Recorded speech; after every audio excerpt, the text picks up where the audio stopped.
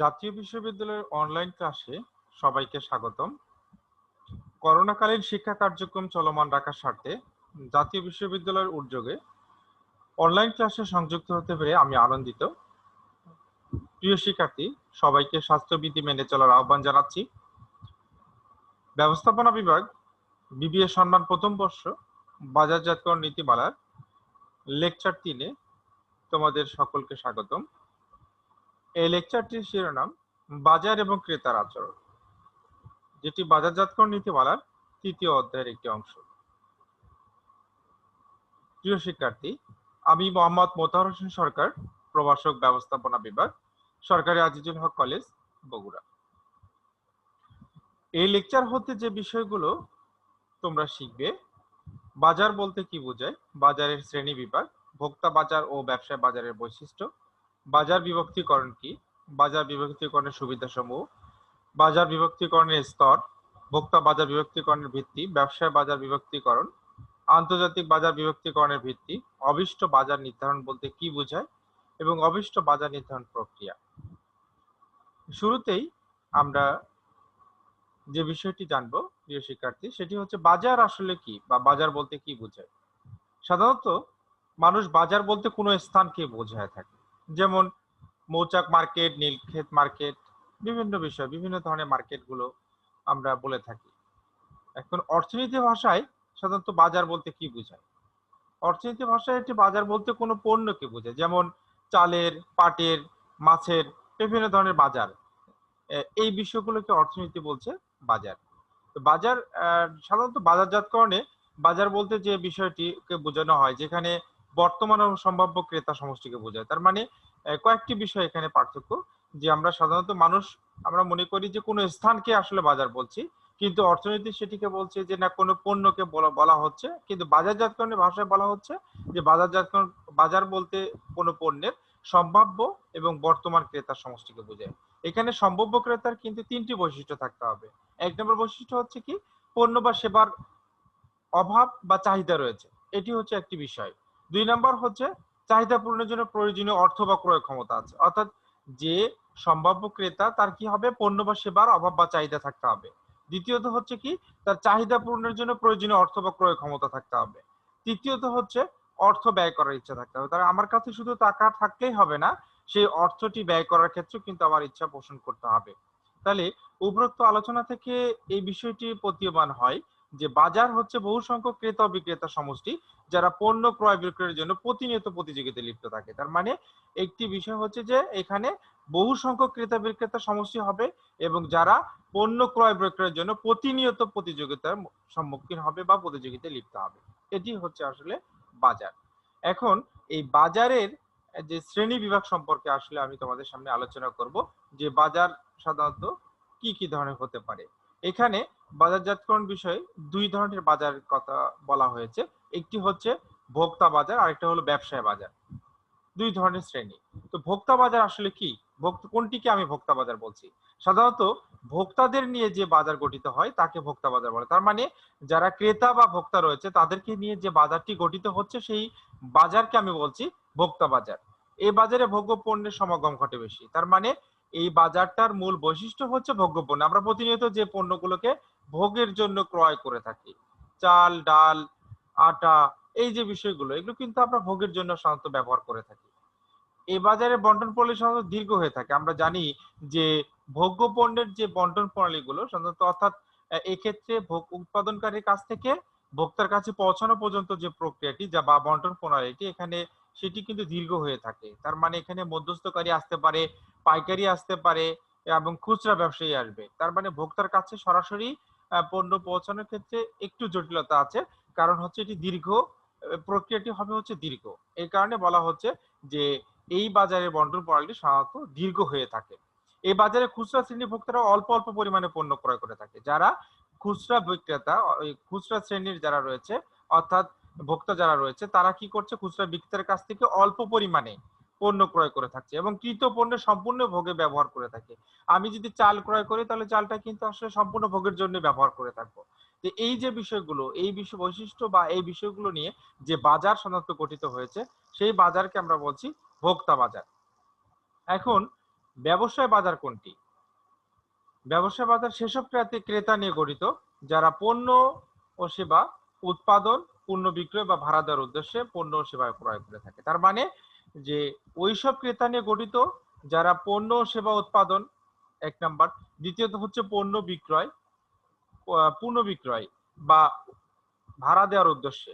অর্থাৎ এখানে যারা হচ্ছে এই যে ক্রেতা রয়েছে তারা কি করছে, পণ্য সেবা কিন্তু আসলে সরাসরি ভোগ করছে না। তারা কি করছে, পণ্য সেবা উৎপাদন করছে, পণ্য বিক্রয় করছে বা ভাড়া দেওয়ার উদ্দেশ্যে পণ্য সেবা ক্রয় করছে। অর্থাৎ এ এই ক্রেতা সাধারণত কি করে, এটি বিক্রয়ের উদ্দেশ্যেই যে পণ্য সেবা ক্রয় করছে কি করার কারণে, যে পণ্য সেবা উৎপাদন করার জন্য হতে পারে, পণ্য বিক্রয়ের জন্য হতে পারে, অথবা ভাড়া দেওয়ার উদ্দেশ্যে। তারা কিন্তু সরাসরি ভোগ করছে না। আবার ভোক্তা বাজারে আমরা যে জিনিসটি দেখলাম, এখানে ভোক্তা সরাসরি সেই ভোগ্য পণ্যটি ব্যবহার করছে। তাহলে বাজারের শ্রেণী বিভাগ হচ্ছে দুই ধরনের, একটি হলো ভোক্তা বাজার আর একটা হলো ব্যবসায় বাজার।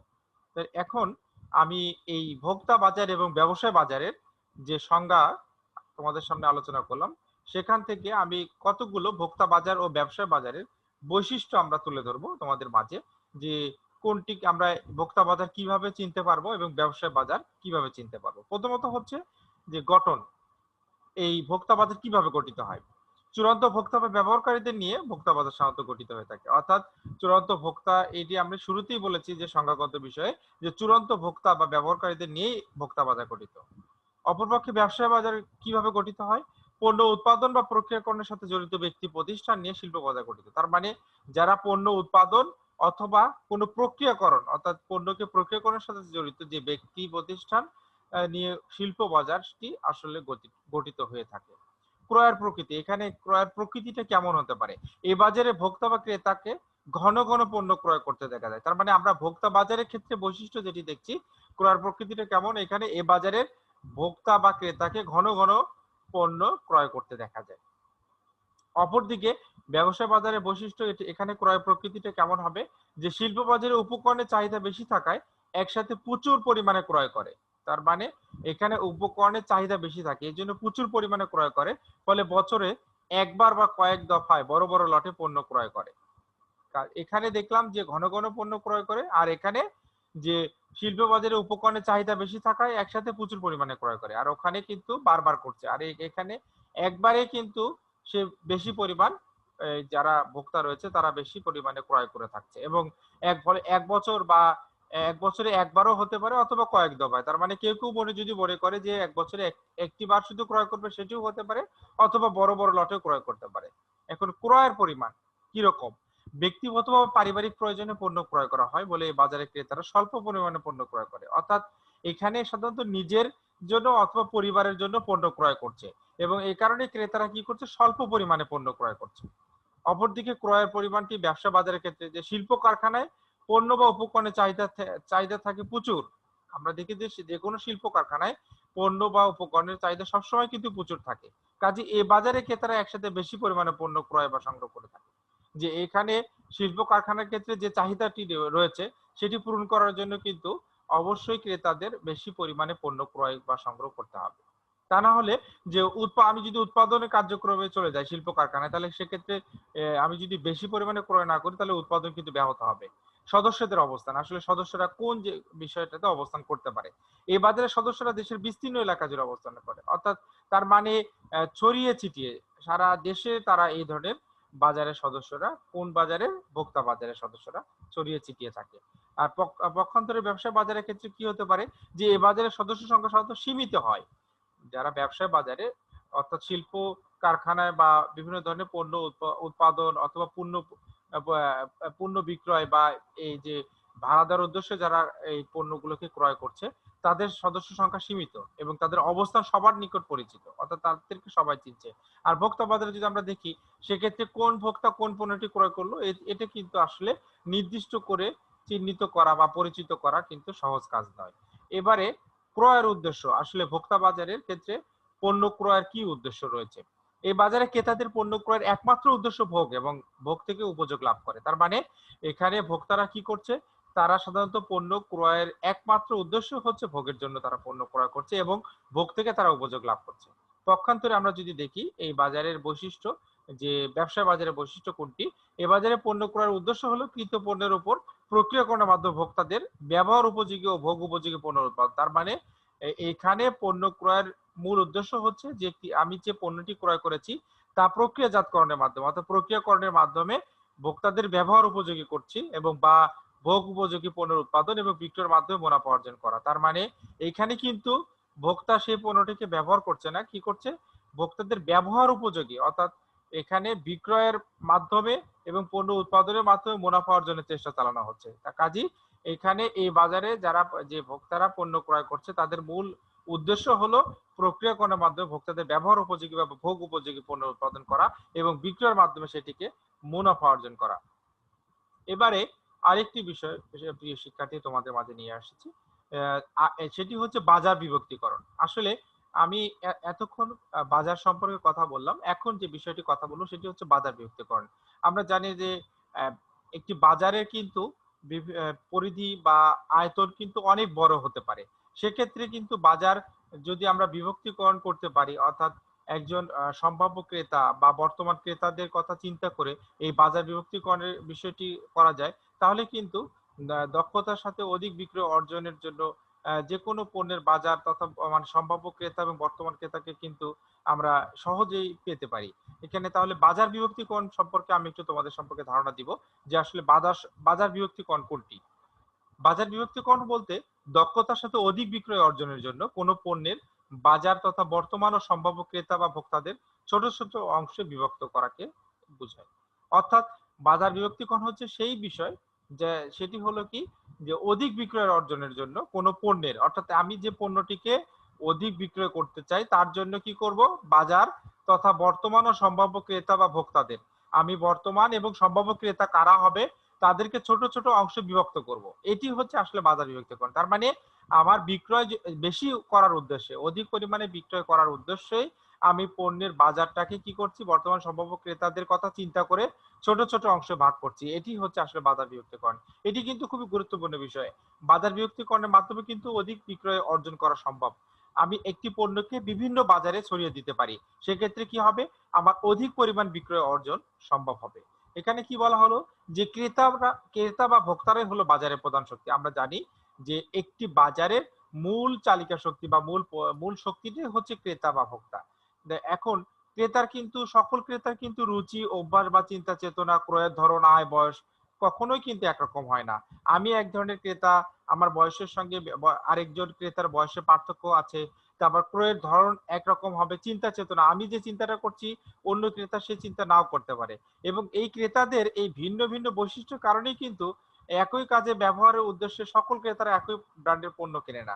অর্থাৎ আমি আমি এক ধরনের ক্রেতা, আমি মোবাইল কিনতে গেলে আমি হয়তো মোবাইলটিকে পছন্দ করছি যে স্যামসাং, কিন্তু ঠিক আমি এটাকে ব্যবহার করছি, কিন্তু একই ব্র্যান্ডের পণ্য অন্য হয়তো স্যামসাং পণ্য সে আরেকজন ক্রয় নাও করতে পারে। কাজেই ভিন্ন এই যে ক্রেতাদের ভিন্ন বৈশিষ্ট্যতার কারণে একই কাজে ব্যবহারের উদ্দেশ্যে সকল ক্রেতারা কি করছে না, একই ব্র্যান্ডের পণ্য কখনোই কিনছে না। কাজেই এটিকে কিন্তু আসলে বাজার বিভক্তিকরণের মাধ্যমে অধিক বিক্রয় অর্জন করা সম্ভব হচ্ছে।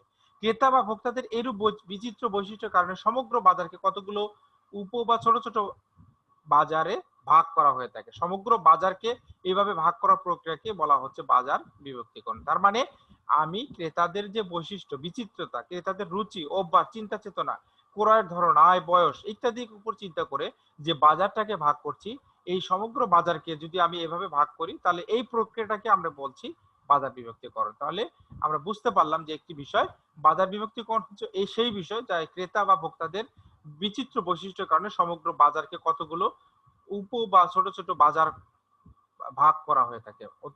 তার মানে আমি একটি বিষয়কে তোমাদের সামনে তুলে ধরছি প্রিয় শিক্ষার্থী, যে বাজার বিভক্তিকরণ হচ্ছে সেই বিষয় যখন কতগুলো বাজারকে আমি ছোট ছোট বিভাগ বা ছোট ছোট উপবিভাগে বিভক্ত করছি, এবং এই প্রক্রিয়াটি হচ্ছে বাজার বিভক্তিকরণ। তাহলে এই বাজার বিভক্তিকরণ থেকে কি কোনো সুবিধা আসতে পারে কিনা? অবশ্যই বাজার বিভক্তিকরণের মাধ্যমে সুবিধার সময় আসতে পারে। কি কি সুবিধা হতে পারে? এখানে বিক্রয় পরিমাণ বৃদ্ধি পাবে। অবশ্যই আমি যখন বাজার বিভক্তিকরণ করছি তখন কিন্তু আমার বিক্রয় পরিমাণ বৃদ্ধি পাবে। তার মানে আমার বাজার কিন্তু ছোট ছোট পরিমাণে ভাগ করা হয়ে গেছে, এবং ক্রেতারাও কিন্তু তার রুচি বা তাদের হচ্ছে যে ভোগের যে বিষয়টি রয়েছে, ক্রেতাদের রুচি পরিবর্তন হয়, ক্রেতাদের বয়সের পার্থক্য থাকে, সেটি কিন্তু আমরা সেটির উপর গুরুত্ব আরোপ করে যখনই আমি বাজার বিভক্তিকরণ করছি, তখন কিন্তু আমার বিক্রয়ের পরিমাণটি বৃদ্ধি পাচ্ছে। এরপরে রয়েছে যে বাজারজাতকরণ বাজেট তৈরিতে সহায়তা করে। তার মানে এটি কিন্তু খুবই সহজ একটি বিষয়।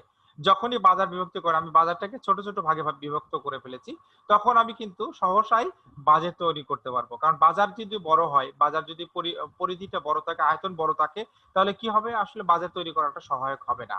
এরপরে কি হচ্ছে? বাজার সুযোগ ও হুমকি বিশ্লেষণ। আমি যখনই ছোট বাজার অর্থাৎ বাজারের আয়তনটি কম, বাজারটাকে বিভক্ত করছি, তখন আমি কি করছি? বাজারের যে সুযোগ অথবা যে হুমকিগুলো রয়েছে, অর্থাৎ আমরা এর আগের লেকচারে তোমাদের সাথে SWOT অ্যানালাইসিস নিয়ে কথা বলেছিলাম, অর্থাৎ স্ট্রেংথ, উইকনেস, অপরচুনিটিস এবং থ্রেট। এখানে আর এই দুটি বিষয় হলো অপরচুনিটিস এবং থ্রেট, অর্থাৎ সুযোগ এবং হুমকি বিশ্লেষণ করা কিন্তু খুবই সহজ হয়ে যায়।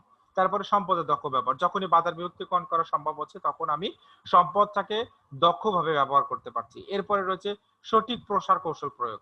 এই যে বাজারজাতকরণের যে প্রসার কৌশলগুলো রয়েছে, অর্থাৎ আমি যে বিজ্ঞাপন বলি, প্রচার বলি, প্রতিটা ক্ষেত্রে কিন্তু এটি কিন্তু সঠিক প্রয়োগ ঘটানো যাবে। কারণ আমার বাজারটি ছোট, বাজারের আয়তন কি বা বাজারটাকে আমি বিভক্তিকরণ করে ফেলেছি। এরপরে রয়েছে বাজার সুযোগ বৃদ্ধি। বাজারের যে সুযোগগুলো রয়েছে, সেগুলো কিন্তু বৃদ্ধি করা সম্ভব হয় কার মাধ্যমে? বাজার বিভক্তিকরণের মাধ্যমে। এটি কিন্তু আরেকটা সুযোগ। এরপরে রয়েছে সঠিক পণ্য উন্নয়ন। অর্থাৎ বাজার বিভক্তিকরণের মাধ্যমে বাজার যখন ছোট, ছোট বিভাগ বা উপবিভাগে করা হলো, তখন যে পণ্যটি সে বাজারে থাকবে, যদি ওই পণ্যের কোনো ধরনের পরিবর্তন থাকে বা কোনো পণ্যের কোনো উন্নয়ন করা সম্ভব হয়, সেটি কিন্তু আসলে কোন পণ্যটি উন্নয়ন করার দরকার, সেটি কিন্তু সঠিক পণ্যটাকে উন্নয়ন করা সম্ভব হয়। এরপরে ভোক্তাদের সন্তুষ্টি বিধান। যেহেতু বাজারের আয়তনটি ছোট এবং বাজারটাকে আমি বিভক্তিকরণ করেছি, তাহলে ক্রেতা বা ভোক্তা সহসাই সেই পণ্যটি পাবে এবং তারা কি হবে? সন্তুষ্টি লাভ করবে। এই জন্য বলা হচ্ছে যে বাজার বিভক্তিকরণের সুবিধা সমূহ রয়েছে। কাজী প্রিয় শিক্ষার্থী, তোমাদের সামনে এই সুবিধাগুলো আমি আলোচনা করলাম। এখন এই বাজার বিভক্তিকরণের কথা আমি বলছি। বাজার বিভক্তিকরণ আসলে করতে গেলে কতগুলো কতগুলো বাজার বিভক্তিকরণের কিন্তু স্তর রয়েছে, অর্থাৎ কোন কোন পর্যায়ে এই বাজার বিভক্তিকরণ গুলো করা যেতে পারে। এখানে আসলে ৪ ধরনের স্তরের কথা আমি তোমাদের সামনে উল্লেখ করেছি। একটি হচ্ছে গণ বাজারজাতকরণ, আরেকটি হলো বিভক্ত বাজারজাতকরণ, আরেকটি কোটর বাজারজাতকরণ এবং পরে হচ্ছে ক্ষুদ্র বাজারজাতকরণ। এখন এই বিষয় নিয়ে তোমাদের সামনে আলোচনা করব যে কোনটিকে আমি বলছি গণ বাজারজাতকরণ, কোনটিকে বিভক্ত বাজারজাতকরণ বলছি, কোনটিকে কোটর বাজারজাতকরণ বলছি এবং কোনটি ক্ষুদ্র বাজারজাতকরণ। শুরুতেই আমি গণ বাজারজাতকরণ, তার মানে এখানে গণভাবে বাজারজাতকরণ। আমি মূল কথাটায় গণ বাজারজাতকরণ যখনই কথা আসছে, মাস মার্কেটিং, তার মানে এখানে গণভাবে বাজারজাতকরণের কথা। এই প্রক্রিয়া কি বলা হচ্ছে? গণ উৎপাদন। উৎপাদনটি হবে গণ বন্টন হবে, তার মানে চ্যানেল অফ ডিস্ট্রিবিউশনের কথা যেটি বলা হয়েছে সেটিও কিন্তু গণ হবে। তারপর গণপ্রসার, প্রসারমূলক কার্যক্রমটি হবে গণমাধ্যমে সকল ক্রেতার নিকট একটি পণ্য বিক্রয়ের চেষ্টা করা হয়। এখানে একটি মাত্র পণ্য বিক্রয়ের চেষ্টা করা হয় কিভাবে? গণ উৎপাদন, গণ বন্টন এবং গণপ্রসারের মাধ্যমে। এতে বিভিন্ন ক্রেতাদের মধ্যে পার্থক্যগুলোকে গুরুত্ব না দিয়ে তাদের মিলগুলোকে গুরুত্ব দেওয়া হয়। তার মানে এখানে যে বিভিন্ন ক্রেতাদের যে পার্থক্য রয়েছে, এখানে সেই বিষয়টাকে গুরুত্ব দেওয়া হয় না। তাদের কি করা হয়? তাদের মিলগুলোকে গুরুত্ব দেওয়া হয়। তার মানে ক্রেতার পার্থক্য দরকার নাই, কিন্তু পণ্যের যে মিলগুলো রয়েছে সেটির উপর গুরুত্ব দেওয়া হচ্ছে। এটি হচ্ছে আসলে গণ বাজারজাতকরণ, প্রিয় শিক্ষার্থী। এরপরে আছে বিভক্ত বাজারজাতকরণ। বিভক্ত বাজারজাতকরণ আসলে কি? যে বা এখানে সেগমেন্ট মার্কেটিং, ইংরেজিতে যেটিকে বলা হচ্ছে সেগমেন্ট মার্কেটিং। বিভক্ত বাজারজাতকরণ কৌশলে কোম্পানি বাজার গঠন করতে পারে এমন বৃহৎ বিভাগগুলোকে আলাদা করে। তার মানে এখানে বাজারজাতকরণ কৌশলে কোম্পানি কি করছে? বাজারজাত গঠন করতে পারে এমন বৃহৎ বিভাগগুলোকে আলাদা করছে এবং এক বা একাধিক বিভাগের সাথে সামঞ্জস্য বিধান করে তার বাজারজাতকরণ কর্মসূচি প্রণয়ন করে। তার মানে এখানে এক বা একাধিক বিভাগের সাথে সামঞ্জস্য বিধান করছে এবং বৃহৎ বিভাগগুলোকে আলাদা করছে। অর্থাৎ এখানে কোম্পানি বাজার গঠন করতে পারে এমন বৃহৎ বিভাগগুলোকে আলাদা করে নিবে এবং তারপরে কি করছে? এক বা একাধিক বিভাগের সাথে সামঞ্জস্য বিধান করে তার বাজারজাতকরণ কর্মসূচিগুলোকে প্রণয়ন করছে। তার মানে এখানে বাজারটাকে কিন্তু বিভক্ত করে ফেলা হলো। অর্থাৎ বিভক্ত বাজারজাতকরণ এখানে কি হচ্ছে? একটি বাজার গঠন করতে পারে এমন বৃহৎ বিভাগগুলো আলাদা করা এবং এক বা একাধিক বিভাগের প্রয়োজনের সাথে সামঞ্জস্য বিধান করে বাজারজাতকরণকে খাপ খাওয়ানো। আমি উদাহরণস্বরূপ একটু বলতে পারি যে জেনারেল মোটরস বিভিন্ন আয় ও বয়স গ্রুপের জন্য ভিন্ন মডেলের গাড়ি তৈরি করছে। তার মানে এখানে জেনারেল মোটরস কি করছে? যে বিভিন্ন ধরনের আয়ের এবং বয়সের গ্রুপের জন্য ভিন্ন ভিন্ন মডেলের গাড়ি তৈরি করছে। এটি কিন্তু আসলে খুবই গুরুত্বপূর্ণ একটি বিষয়। কারণ আমি যদি দেখি যে মোটরস বা গাড়ির ক্ষেত্রে যদি আমরা দেখি যে কি গাড়ির ক্ষেত্রে এক একজনের, আমি যদি বলি যে টিনেজ যারা রয়েছে তাদের ক্ষেত্রে গাড়ির ভিন্নতা একরকম হবে। আবার যদি যারা বয়স্ক রয়েছে তাদের গাড়ির ভিন্নতা একরকম। তার মানে তাদের রুচি বা তাদের হচ্ছে যে তাদের রুচিবোধ বা তাদেরকে ক্রেতাদের ক্রয়ের যে পার্থক্য রয়েছে সেটিকে চিন্তা করে কিন্তু এই বিভক্ত বাজারজাতকরণ অর্থাৎ বাজারটাকে কিন্তু আলাদা আলাদা করে ফেলানো হয়েছে। তো এটি হচ্ছে আসলে বিভক্ত বাজারজাতকরণ। এরপরে রয়েছে কোটর বাজারজাতকরণ বা নিচ মার্কেটিং। সেটি কোনটি? যে এখানে বাজার বিভাগগুলোকে সাধারণত বৃহৎ ও শনাক্তকরণযোগ্য হয়ে থাকে। আমরা জানি বাজারের বিভাগগুলো বৃহৎ এবং শনাক্তকরণযোগ্য। তার মানে বাজারের যে বিভাগগুলো একটু আগে আমি বললাম বিভক্ত বাজার এটি তো আসলে অবশ্যই শনাক্তকরণযোগ্য এবং সেগুলো কিন্তু বিশাল পরিসরে হতে পারে। যেমন বিলাসী গাড়ির ক্রেতা, যারা বিলাসী গাড়ি ক্রেতা তাদেরকে কিন্তু আমি কিন্তু চিহ্নিত করতে পারছি যে কারা আসলে বিলাসী গাড়ি ক্রেতা হতে পারে। মিতব্যয়ী গাড়ির ক্রেতা, অর্থাৎ এখানে কারা আসলে কম দামি গাড়ি কিনতে চাচ্ছে বা গাড়ি কিনতে কারা কম খরচ করতে চাচ্ছে। কার্যোপযোগী গাড়ির ক্রেতা, এসব বিভাগের ভিতরের উপদলগুলোকে কঠোর বাজারজাতকরণে গুরুত্ব দেওয়া হয়। তার মানে এখানে সাধারণত যে এই কঠোর বাজারজাতকরণে কি করা হলো, এই বাজার বিভাগগুলোকে শনাক্ত করে তারা কি করলো যে কিছু আমি একটু আগে বললাম যে গাড়ির আয় এবং বয়সের উপর ভিত্তি করে বিভক্ত বাজার, ঠিক সেটাকে আরো উপবিভাগ করা হলো বা উপদলকে বিভক্ত করা হলো। কি করা হলো, একেবারেই যে কারা বিলাসী গাড়ি ক্রেতা, কারা মিতব্যয়ী গাড়ি ক্রেতা, এগুলোকে গুরুত্ব দিয়ে সেই যে ধরনের বাজারজাতকরণ করা হচ্ছে সেটিকে কিন্তু গুরুত্ব দেওয়া হলো এই কঠোর বাজারজাতকরণে। এখানে একটি বিষয় আমি তোমাদের সামনে তুলে ধরছি যে মিতব্যয়ী গাড়ি ক্রেতারা বিভিন্ন ধরনের হয়ে থাকে। কেউ কম দামি গাড়ি চায়, কেউ কম জ্বালানি খরচ বিশিষ্ট গাড়ি চায়, কেউ পরিবারের বা সবার ব্যবহার উপযোগী গাড়ি চায়। তার মানে এখানে বলা হলো যে মিতব্যয়ী গাড়ি ক্রেতা। তাহলে তা মিতব্যয়ী গাড়ি ক্রেতা আবার মিতব্যয়ী কোন ধরনের কেমন হতে পারে? একজন হতে পারে যে মিতব্যয়ী গাড়ি ক্রেতার বিভিন্ন ধরনের ধরন, যে সে আসলে দামের ক্ষেত্রে কম চায়।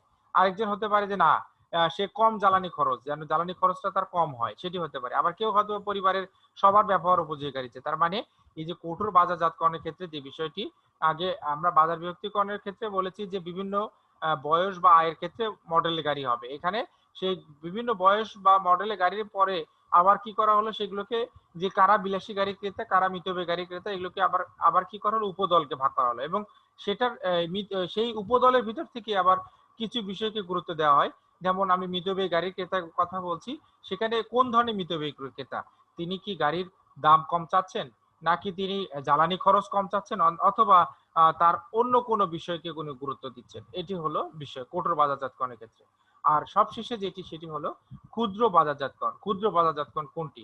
বিভক্ত কঠোর বাজারজাতকরণে বিভিন্ন বাজার বিভাগের উপযোগী করে পণ্য বাজারজাতকরণ কর্মসূচি তৈরি করা হয়, কিন্তু এই দুই ক্ষেত্রে ব্যক্তিগত ভোক্তার উপযোগী করে কর্মসূচি গ্রহণ করা হয় না। তার মানে ভোক্তার উপযোগী করে কিন্তু আগে আমরা দেখেছি যে দুইটি একটি আমরা যেটি বললাম যে বিভক্ত এবং কঠোর বাজারজাতকরণের ক্ষেত্রে বাজার বিভাগের উপযোগী করে, তার মানে বাজার বিভাগের কথা গুরুত্ব দিয়ে কিন্তু পণ্য এবং বাজারজাতকরণ কর্মসূচি নেওয়া হয়েছে কোনটি, আগের যে দুইটি অর্থাৎ বিভক্ত বাজারজাতকরণ এবং কঠোর বাজারজাতকরণের ক্ষেত্রে। কিন্তু ক্ষুদ্র বাজারজাতকরণের ক্ষেত্রে আমরা যেটি দেখেছি, এখানে ক্ষুদ্র বাজারজাতকরণ নির্দিষ্ট ব্যক্তি বা অবস্থান অনুযায়ী পণ্য বাজারজাতকরণ করা হয়। তার মানে এখানে কিন্তু ভোক্তাদের ক্ষেত্রে গুরুত্ব দেওয়া হচ্ছে। তার মানে ভোক্তাদের কি গুরুত্ব দেওয়া হলো, নির্দিষ্ট ব্যক্তি বা অবস্থান অনুযায়ী পণ্য বাজারজাতকরণের কথা বলা হচ্ছে। এখানে ক্ষুদ্র বাজারজাতকরণ হচ্ছে সেটি নির্দিষ্ট ব্যক্তি বা স্থানের পছন্দ অনুযায়ী পণ্য বাজারজাতকরণ কর্মসূচি তৈরি করার চর্চা। অর্থাৎ এখানে ভোক্তাকে কিন্তু গুরুত্ব দেওয়া হচ্ছে এবং ভোক্তার উপযোগী করে কর্মসূচি গ্রহণ করা হচ্ছে। আর আগের যে দুইটি ছিল বিভক্ত বাজারজাতকরণ এবং কঠোর বাজারজাতকরণ, এক্ষেত্রে কিন্তু ভোক্তাদের কথা সুনির্দিষ্ট করে বলা নাই, সেখানে কিন্তু আসলে তাদের উপর ভিত্তি করে কোনো কর্মসূচি গ্রহণ করা হয়নি।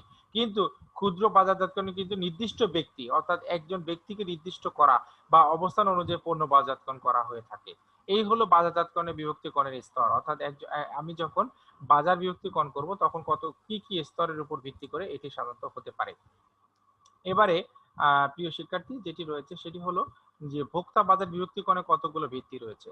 আমি সেই বিষয়গুলো তোমাদের সামনে আলোচনা করছি যে ভোক্তা বাজার বিভক্তিকরণ আসলে কোন কোন বিষয়গুলো নিয়ে আমরা কার উপর ভিত্তি করে ভোক্তা বাজার বিভক্তিকরণ হতে পারে। একটি হচ্ছে ভৌগোলিক বিভক্তিকরণ। ভৌগোলিক বিভক্তিকরণ কোন কোন বিষয়ে গুরুত্ব দিতে হবে? বিশ্ব, অঞ্চল বা দেশ। তার মানে বিশ্বের অঞ্চল বা দেশের উপর গুরুত্ব দিয়ে এটিকে কিন্তু বিভক্তিকরণ করতে হবে। দেশীয় অঞ্চল, তার মানে আগে গেল হচ্ছে বিশ্বের পরিধি, এরপরে দেশীয় অঞ্চল। দেশীয় কোন অঞ্চলটাকে আমি গুরুত্ব দিচ্ছি, বিভক্তিকরণ করছি, এখন এটি উত্তরাঞ্চল না দক্ষিণাঞ্চল, না পূর্বাঞ্চল, না পশ্চিমাঞ্চল, সেটি হলো দেশীয় অঞ্চলের ক্ষেত্রে বিষয়টাকে গুরুত্ব দিতে হবে। আর বিশ্ব অঞ্চলের ক্ষেত্রে যে আমি ইউরোপের জন্য চিন্তা করছি, না এশিয়া মহাদেশের জন্য চিন্তা করছি, না আফ্রিকা মহাদেশের জন্য চিন্তা করছি, সেটিকেও কিন্তু আমাকে ভৌগোলিক বিভক্তিকরণের উপর গুরুত্ব দিতে হবে যখনই আমি বাজার বিভক্তিকরণ করছি, ভোক্তা বাজার বিভক্তিকরণ। এরপরে রয়েছে ভোক্তা বাজার বিভক্তিকরণ, আরেকটি হলো শহর বা নগরের আয়তন। আমি যে ভোক্তা বাজারের বিভক্তিকরণের কথা বলছি, যে সেখানে শহর বা নগরের আয়তনটি কেমন হবে সেটি কিন্তু আমার একটা বড় ভিত্তি। এরপরে হচ্ছে ঘনত্ব, তার মানে এখানে জনসংখ্যার ঘনত্ব কি রকম, সেই বিষয়টি কিন্তু গুরুত্ব দিতে হবে। তার অথবা ভৌগোলিক বিভক্তিকরণের ক্ষেত্রে এটি কিন্তু খুবই গুরুত্বপূর্ণ বিষয়। তারপর রয়েছে জলবায়ু। জলবায়ু কিন্তু খুব গুরুত্বপূর্ণ বিষয়। কারণ আমি যে পণ্যটিকে বিভক্তিকরণের মাধ্যমে ভোক্তার কাছে পৌঁছাতে চাচ্ছি, সেটি আসলে জলবায়ুর প্রভাবের কারণে যে সেই পণ্যটি ভোক্তাদের কাছে যদি না পৌঁছতে পারে, কিংবা পণ্যটি সহজে তারা না পেতে পারে, তাহলে সেক্ষেত্রে কিন্তু এই বাজার বিভক্তিকরণের এই ভিত্তিটি কিন্তু আসলে কাজ দিবে না। এরপরে রয়েছে জনসংখ্যা বিষয়ক বিভক্তিকরণ।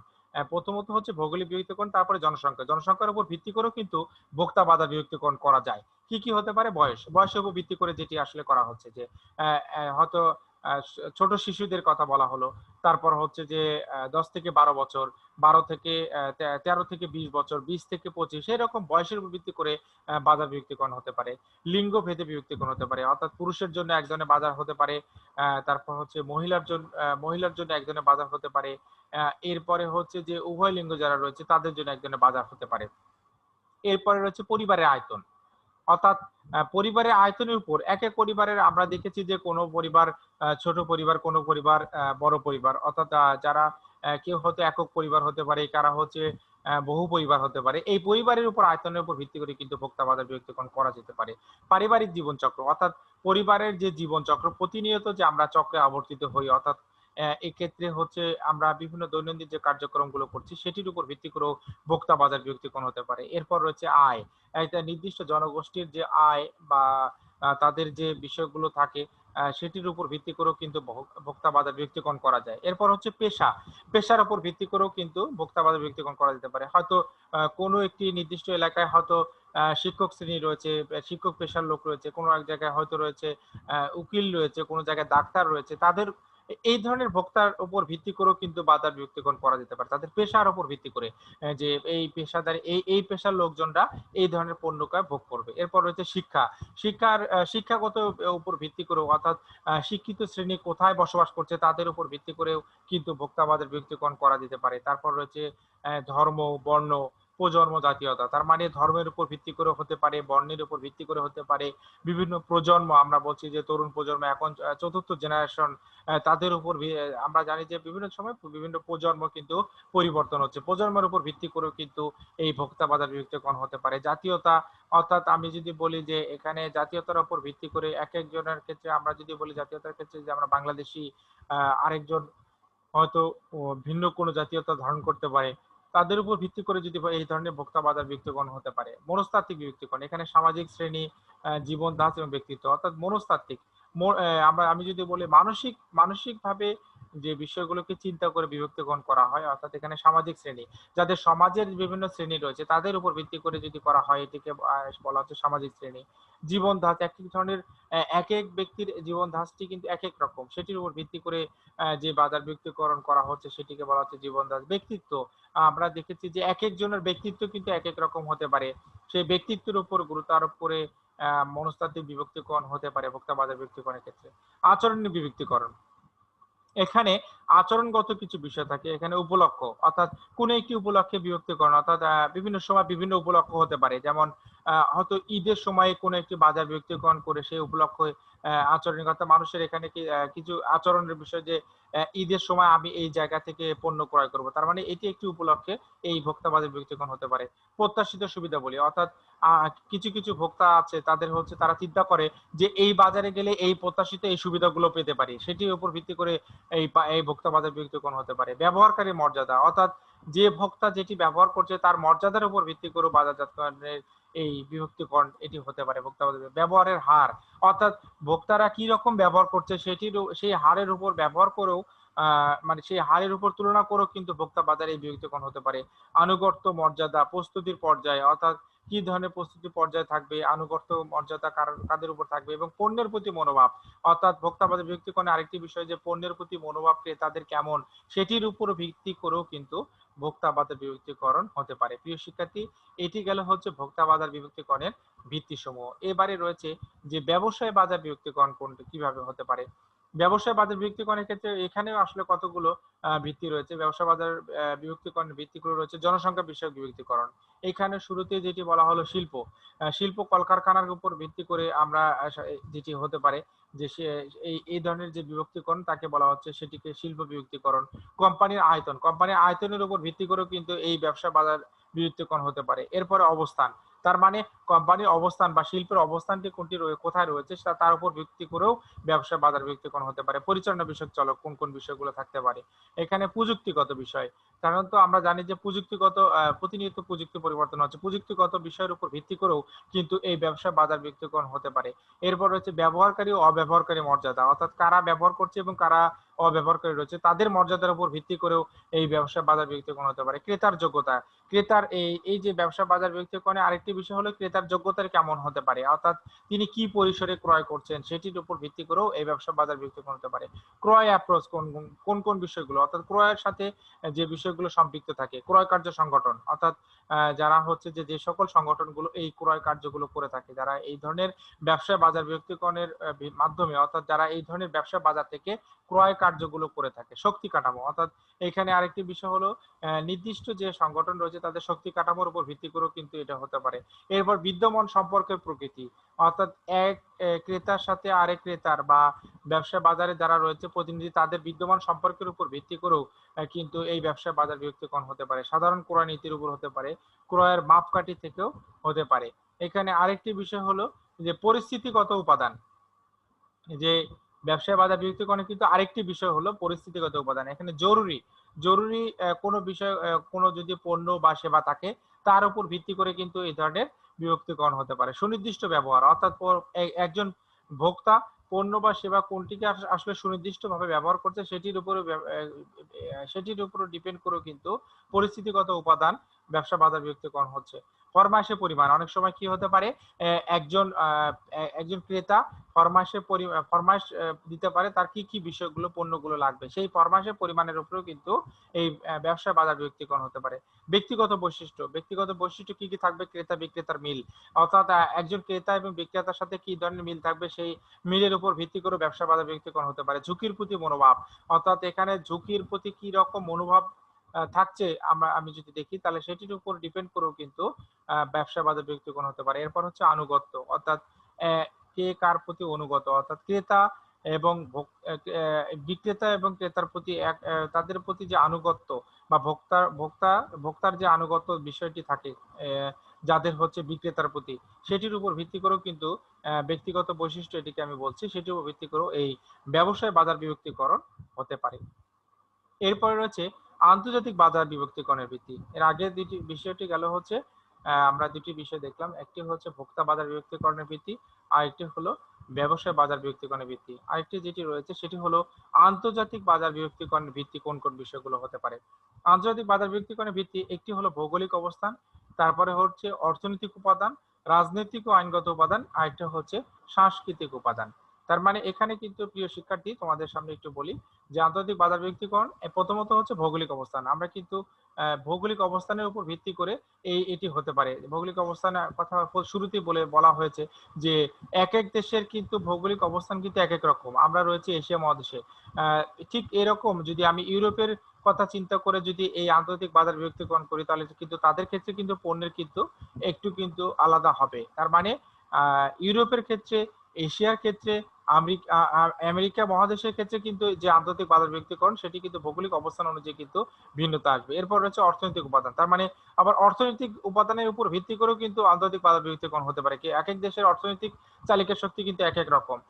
যারা হচ্ছে যে উন্নয়নশীল দেশ তাদের ক্ষেত্রে অর্থনৈতিক অবস্থান এক এক রকম, আবার যারা উন্নত দেশ তাদের অর্থনৈতিক অবস্থান কিন্তু এক এক রকম। এই অর্থনৈতিক উপাদানের উপর ভিত্তি করে কিন্তু আন্তর্জাতিক এই বাজার বিভক্তিকরণ হতে পারে। রাজনীতিক ও আইনগত উপাদান, আবার রাজনৈতিক সংশ্লিষ্টতা রয়েছে প্রতিটা ক্ষেত্রে। যে আমরা দেখেছি যে রাজনৈতিক যে বিষয়গুলো রয়েছে এক এক দেশের রাজনৈতিক বিষয়গুলো এক এক রকম হতে পারে এবং সেই বিষয়ের উপর গুরুত্ব রেখে কিন্তু এই রাজনৈতিক ও আইনগত উপাদান, অর্থাৎ আমরা যদি দেখি যে বিভিন্ন দেশের ক্ষেত্রে পণ্যের ক্ষেত্রে আমরা দেখেছি যে আমেরিকা কিছুদিন আগে তারা কোটার ক্ষেত্রে, অর্থাৎ পণ্য প্রবেশের ক্ষেত্রে তারা একটি নির্দিষ্ট নিয়ম বা নির্দিষ্ট আইন তারা প্রয়োগ করেছে। ঠিক এই বিষয়টিকে কিন্তু মাথায় রেখে একেক দেশের আইন, একেক দেশের রাজনৈতিক বিষয় কিন্তু একেক রকম হতে পারে। সেটিকেও মাথায় রেখে, অর্থাৎ রাজনীতির কারণে হয়তো কেউ কোনো দেশের পণ্যকে হয়তো তাদের দেশে প্রবেশ করতে দিবে না। যেমন আমরা উত্তর কোরিয়ার ক্ষেত্রে দেখি যে অনেক সময় তারা কি করছে, নিষেধাজ্ঞার ক্ষেত্রে তাদের প্রতি নিষেধাজ্ঞা জারি হচ্ছে যে তারা এই পণ্যগুলোকে এই দেশে, নির্দিষ্ট দেশে তারা প্রবেশের অধিকার পায় না। তো প্রিয় শিক্ষার্থী, এই বিষয়টি রাজনৈতিক এবং আইনগত উপাদানের উপর ভিত্তি করে কিন্তু এই আন্তর্জাতিক বাজার দখলের ভিত্তিটি সম্ভব। এরপর রয়েছে সাংস্কৃতিক উপাদান। তার মানে সংস্কৃতির ক্ষেত্রে কিন্তু আমরা যদি দেখি এক একজনের সংস্কৃতি এক এক রকম। আমরা বাঙালির ক্ষেত্রে আমরা দেখেছি যে আমরা বাঙালি, আমাদের সংস্কৃতি এক এক রকম, আমাদের আচার আচরণ, আমাদের ভাষাগত এগুলোকে আমরা বলছি যে সংস্কৃতি, পোশাক পরিচ্ছদ। ঠিক প্রতিটা দেশের ক্ষেত্রে কিন্তু নিজস্ব সংস্কৃতি রয়েছে। তাদের এই সাংস্কৃতিক যে উপাদানগুলো রয়েছে, সাংস্কৃতিক যে উপাদানের উপর ভিত্তি করে এই আন্তর্জাতিক বাজারজাতকরণের কিন্তু বিভক্তিকরণ করা সম্ভব হয়। এই হলো যে একটি বিষয়, আন্তর্জাতিক বাজার বিভক্তিকরণের ভিত্তি। আমি ভোক্তা বাজার বিভক্তিকরণের কথা বলেছি প্রিয় শিক্ষার্থী, ব্যবসা বাজার বিভক্তিকরণের কথা বলেছি, এখন বললাম আন্তর্জাতিক বাজার বিভক্তিকরণের ভিত্তি। এখন তোমাদের সামনে যে বিষয়টি নিয়ে আসবো সেটি হলো অভীষ্ট বাজার নির্ধারণ বা মার্কেট টার্গেটিং। আসলে আমরা এতক্ষণ যে বিষয়গুলো বললাম সেটি প্রতিটার ক্ষেত্রে কিন্তু সবার কিন্তু একটি নির্দিষ্ট টার্গেট থাকে। আমরা যে প্রতিষ্ঠান বলি অথবা যারা বিক্রেতা বলি না কেন, তাদের কিন্তু একটি নির্দিষ্ট টার্গেট থাকে মার্কেটের ক্ষেত্রে, বাজারের ক্ষেত্রে, যে তারা কোন বিষয়গুলোকে, কোন পণ্যকে কোথায় কিভাবে তারা কোন বাজারে তারা নিয়ে যেতে পারে। সেই অভীষ্ট বাজার নির্ধারণ বলতে আমরা কি বুঝি? বাজার বিভক্তিকরণের মাধ্যমে একটি পণ্যের বাজারকে বিভিন্ন বিভাগে বিভক্ত করার পর কোম্পানি বিভিন্ন বাজার বিভাগগুলোর সুযোগ মূল্যায়ন করে। তার মানে আগে বিভিন্ন বিভাগে বিভক্ত করলো, তারপরে কোম্পানি বিভিন্ন বাজার বিভাগগুলোর সুযোগগুলোকে মূল্যায়ন করবে এবং এক বা একাধিক বিভাগ পণ্য ও সেবা বাজারজাতকরণের জন্য বেছে নেয়। তার মানে বাজার বিভক্ত করলো এবং কোম্পানি সেই বাজারগুলোকে মূল্যায়ন করলো, করার পরে কি করলো, এক বা একাধিক বিভাগ পণ্য বা সেবা বাজারজাতকরণের জন্য বেছে নিল। এই যে বিভিন্ন বিভাগ মূল্যায়ন করে পণ্য বা সেবা বাজারজাতকরণের জন্য এক বা একাধিক বাজার বিভাগ নির্বাচন করা হলো, এই প্রক্রিয়াটিকে বলা হচ্ছে অভীষ্ট বাজার নির্ধারণ। তার মানে যখন কোম্পানি কি করছে, বিভিন্ন বাজারগুলোকে বিভিন্ন বিভাগে বিভক্ত করছে, করার পরে সেগুলোকে মূল্যায়ন করছে, সুযোগগুলোকে মূল্যায়ন করছে, করার পরে এক বা একাধিক বিভাগ কি করলো, পণ্য বা সেবা বাজারজাতকরণের জন্য সে বেছে নিল। এবং এই যে বিভাগটি বেছে নেওয়া, অর্থাৎ আগে বিভক্ত করলো এবং সেগুলোকে মূল্যায়ন করার পর সেই বিভাগকে বেছে নিল, এই বিভাগ বেছে নেওয়ার যে প্রক্রিয়া সেটিকে বলা হচ্ছে অভীষ্ট বাজার নির্ধারণ। তার মানে আমাকে কিন্তু অবশ্যই কিন্তু এই প্রক্রিয়াটির সাথে যুক্ত হতে হবে কোম্পানিকে। কারণ হচ্ছে যে আগে বিভক্ত করতে হবে, তারপর সুযোগ মূল্যায়ন করতে হবে, না হলে তার পণ্যকে কিন্তু তার যে প্রত্যাশিত ক্রেতা তাদের কাছে পৌঁছানো সম্ভব হবে না। এই প্রসঙ্গে ফিলিপ কোটল এবং গেরি আমস্ট্রং বলেছেন যে অভীষ্ট বাজার নির্ধারণ হচ্ছে প্রত্যেকটি বাজার বিভাগের আকর্ষণীয়তা মূল্যায়ন। তার মানে বাজার বিভাগের আকর্ষণীয়তা মূল্যায়ন করবে এবং প্রবেশের জন্য এক বা একাধিক বিভাগ নির্বাচনের প্রক্রিয়া। উনি বললেন যে অভীষ্ট বাজার নির্ধারণ হচ্ছে যেটি হলো কি প্রত্যেকটি বাজার বিভাগের আকর্ষণীয়তা, অর্থাৎ বাজার বিভাগের আকর্ষণগুলো মূল্যায়ন করবে এবং প্রবেশের জন্য এক বা একাধিক বিভাগকে নির্বাচন করবে। এখন এই অভীষ্ট বাজার নির্ধারণের প্রক্রিয়ার কিছু রয়েছে, অর্থাৎ শুধু অভীষ্ট বাজার নির্ধারণ করলেই হবে না, তার জন্য কিছু কিন্তু প্রক্রিয়া রয়েছে। অভীষ্ট বাজার নির্ধারণের প্রক্রিয়াটি আমি তোমাদের সামনে আলোচনা করব। এইখানে আমি এই অভীষ্ট বাজার নির্ধারণের তিনটি প্রক্রিয়ার কথা বলেছি। একটা প্রথমত হচ্ছে বাজার বিভাগ, আমি কিন্তু সংজ্ঞাও কিন্তু তোমাদের সাথে সেই কথাটি বলেছি। প্রথমত বাজার বিভাগ সমূহকে কি মূল্যায়ন করতে হবে, তারপর অভীষ্ট বাজার বিভাগ সমূহ নির্বাচন করতে হবে, ৩ নাম্বার হচ্ছে সামাজিক দায়িত্বশীল অভীষ্ট বাজারজাতকরণ করতে হবে। তিনটি প্রক্রিয়ার কথা এখানে আমি বলেছি। ১ নাম্বার বাজার বিভাগ সমূহ মূল্যায়ন, ২ নাম্বার হচ্ছে অভীষ্ট বাজার বিভাগ সমূহ নির্বাচন, তৃতীয়ত হচ্ছে সামাজিক দায়িত্বশীল অভীষ্ট বাজারজাতকরণ। এখানে দেখো বাজার বিভাগ সমূহ মূল্যায়ন, এখানে কতগুলো বিষয় বাজার বিভাগ সমূহ কিভাবে মূল্যায়ন করা যাবে। বিভাগের আয়তন ও প্রবৃদ্ধি, অর্থাৎ একটা বাজারের যে আমি বাজার বিভাগ সমূহ কিভাবে মূল্যায়ন করব, বিভাগের আয়তন কি রকম হবে এবং তার প্রবৃদ্ধি কি রকম আছে তার উপর ভিত্তি করে। বিভাগের কাঠামোগত আকর্ষণীয়তা, আমি যে বাজারটিকে যে বাজারে বিভক্ত করেছি সেই বিভাগের কাঠামোগত কি আকর্ষণীয়তা রয়েছে সেটিকে কিন্তু আমাকে মাথায় রাখতে হবে। কোম্পানির উদ্দেশ্য সম্পদ, আমার এই কোম্পানির উদ্দেশ্যটা কি এবং সম্পদ কি রকম আছে, যখন আমি বাজার বিভাগ সমূহ মূল্যায়ন করব তখন এই তিনটি বিষয়ের উপর গুরুত্ব আরোপ করব। একটি হলো বিভাগের আয়তন ও প্রবৃদ্ধি কেমন, দ্বিতীয়ত হচ্ছে বিভাগের কাঠামোগত আকর্ষণীয়তা রয়েছে কিনা, আর তৃতীয়ত হচ্ছে কোম্পানির উদ্দেশ্য ও সম্পদ। আমার কোম্পানির উদ্দেশ্য কোনটি, এবং সম্পদ কি কি পরিমাণ সম্পদ রয়েছে সেই বিষয়টিকে জানতে হবে। এরপরে রয়েছে যে অবিষ্ট বাজার নির্ধারণ প্রক্রিয়া। অবিষ্ট বাজার বিভাগ সমূহ এখানে নির্বাচন করতে হবে। এখানে অবিষ্ট বাজার নির্ধারণ প্রক্রিয়ার ক্ষেত্রে ২ নাম্বার হচ্ছে যে অবিষ্ট বাজার বিভাগ সমূহ নির্বাচন। আগে কথা বললাম বাজার বিভাগ সমূহ মূল্যায়ন। এরপরে হচ্ছে অবিষ্ট বাজার বিভাগ সমূহ নির্বাচন। অবিষ্ট বাজার কিভাবে নির্বাচন করব? এখানে একটি হচ্ছে অপৃথকীকৃত বা গণবাজারজাতকরণ। আমি কিন্তু শুরুতেই তোমাদের সাথে গণবাজারজাতকরণের বিষয়টি কথা বলেছি যে গণবাজারজাতকরণ কি রকম। এরপর হচ্ছে বিভক্ত বাজারজাতকরণ। বাজারজাতকরণ এখানে আসলে কি বলা হচ্ছে গণভাবে বন্টন, গণভাবে উৎপাদন, গণভাবে প্রসার কার্যক্রম।